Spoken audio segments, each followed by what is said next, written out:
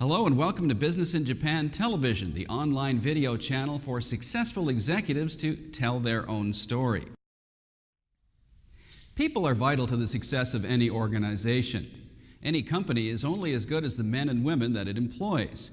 But how does an organization make best use of its number one resource? By being people smart. Dr. Greg Story, president of Dale Carnegie Japan, is here to talk about that very concept. Greg, thanks for joining us. Great pleasure, Mike. Greg, tell us about this concept, people smart. How can a company become more people smart? So a really important point. Companies look for talent. Talent usually are people with great technical skills, great knowledge, experience, and we promote them. That's where the trouble usually begins, because what got them to be excellent in themselves may not actually be common in their team. This team may not have the same skills, motivation, may not be as smart. And so you're the leader, but you've got to actually get the team with you. And this is where communication becomes very important. There's a great Yogi Berra quote I like about leadership. He says, leading people is easy. It's getting them to follow you that's the hard part. And that's right. We can get people turning up to get paid, but we really want them there to be engaged, be passionate about what they're doing. And if you're working 100 hours a week, and trust me, Mike, if anyone watching this is working 100 hours a week, they should call me.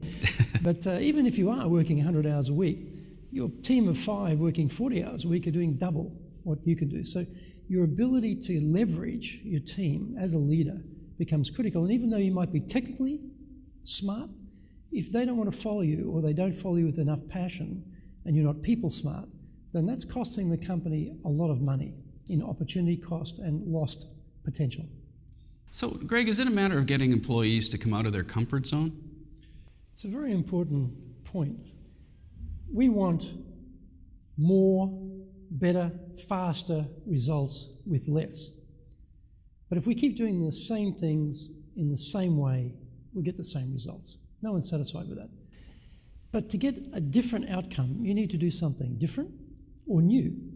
Either of those are going to be affecting change somewhere. And attached to any sort of change is risk. And the whole idea about comfort zone is to eliminate risk. So we're actually asking people to step out of their comfort zone, take risk for change to get a different result. Now, I find it intriguing that 100 years ago, Dale Carnegie worked that out.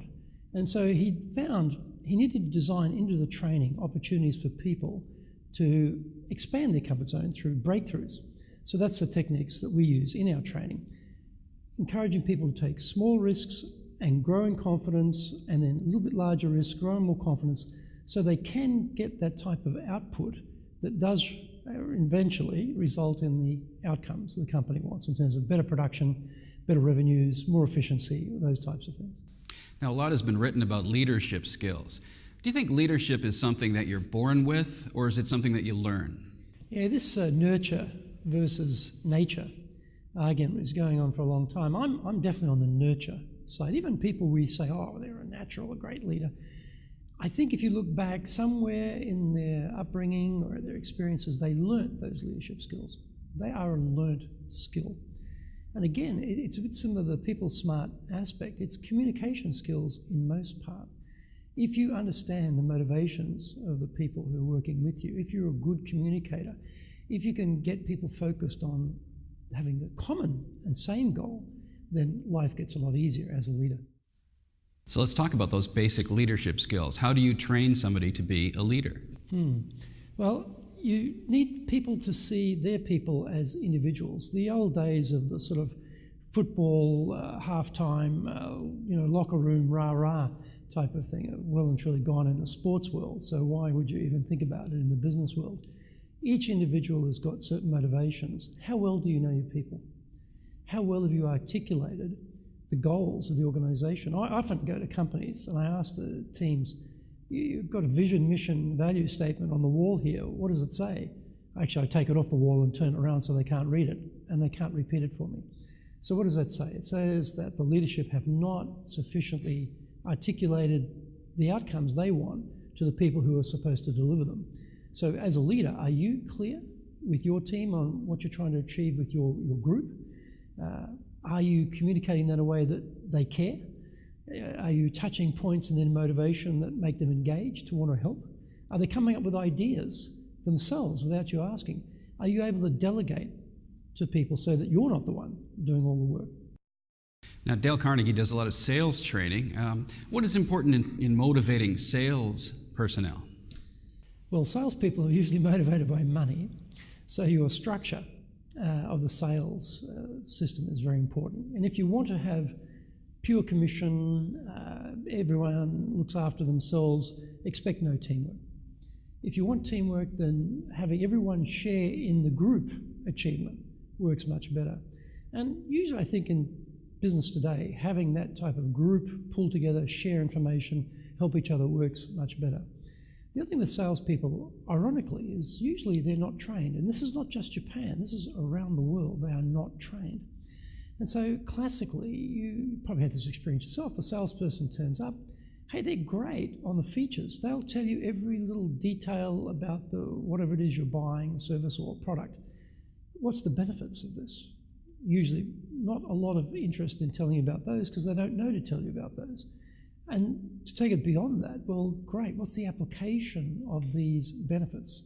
And what's the evidence to back up what you're saying about these benefits? And do they go into a trial close at that point? Usually no. So training salespeople is, I think, a very smart investment by companies because you'll get great questioning skills. And that is the essence of solution sales. If you understand what the client is trying to achieve, you'll ask the right questions, get the right answers, and therefore be able to craft your solution in those terms that are relevant, meaningful, and have positive outcomes for you and the client. Does being in Japan make it any different for a company to be people smart? No, I mean, Japan's a very polite country. I mean, if you step on someone's toe in the subway train in the morning, the person whose toe was stepped on apologizes to you. So it's got this, high-density living culture where people have learnt to get along, to go along, really, is important. But that's not what we're talking about in leadership, we're not talking about in business, we're dealing with clients. We're talking about really communication skills, having those people skills to understand the motivation of the people you're dealing with, having the leadership skills to motivate your team to understand the clients, to understand their colleagues, to work in better teamwork, better outcomes for the solution sales for clients. So for me, Japan's no different. Set of skills here are the same. Culturally, maybe the way of articulating those are different, but the structure is not any different. Greg, thanks for joining us. Great pleasure, Mike.